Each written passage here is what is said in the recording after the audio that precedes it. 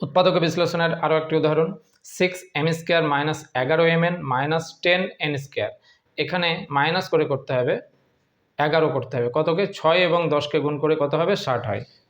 6 এবং 10কে যদি গুণ করি 60 হয়। এই 60কে উৎপাদকে বিশ্লেষণ করতে হবে এমনভাবে যাতে বিয়োগ করে -11 আসে।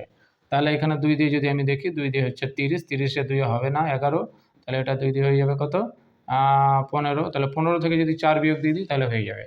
15টা মাইনাস করতে হবে আর এই 4টাকে প্লাস করতে হবে, তাহলে অঙ্ক হয়ে যাবে 6m² - 15mn - 15mn, এটা 15mn minus plus 4mn - 10n² equal to, এখানে কমন কত আসবে 3 এবং m, তাহলে 3m যদি বেরিয়ে যায় তাহলে থাকে 2 আর m মাইনাস 3 মানে 5, m বেরিয়ে এসছে মানে থাকলো n প্লাস এখানে 4 এবং 10 এর মধ্যে কমন আসবে 2 এবং এখানে n আছে এখানে n আছে, তাহলে n কমন এলো, তাহলে বাকি থাকলো 2 2 4, m পড়ে থাকলো মাইনাস এখানে কি থাকলো 5 2 10 আর n একটা বেরিয়ে এসছে তার মানে একটা n থাকলো 2m - 5n 2m - 5n, এই দুটো ব্র্যাকেট যখন সমান হয়ে যাবে জানতে হবে অঙ্কটা ঠিক হয়ে গেছে।